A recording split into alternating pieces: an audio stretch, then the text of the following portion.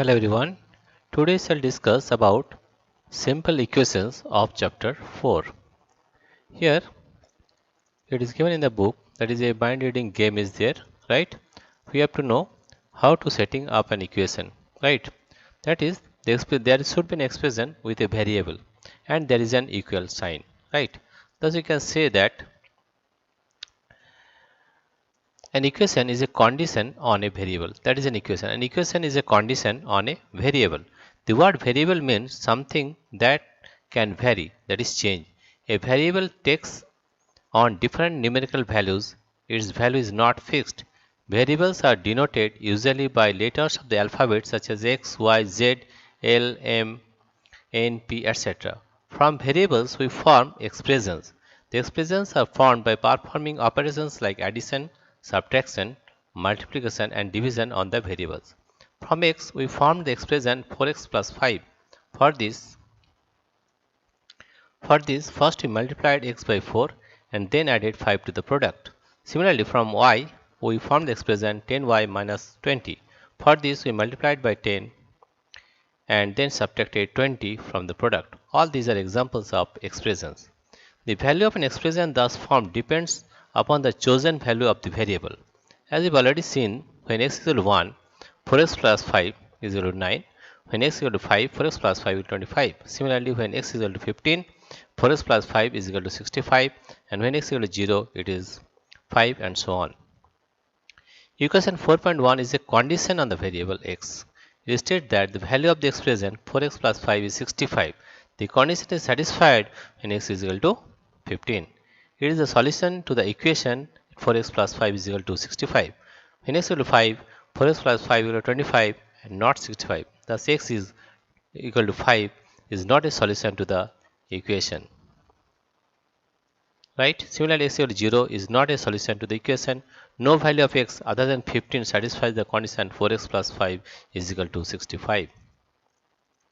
Now the question is, what an equation is? In an equation, there is always an equality sign, right?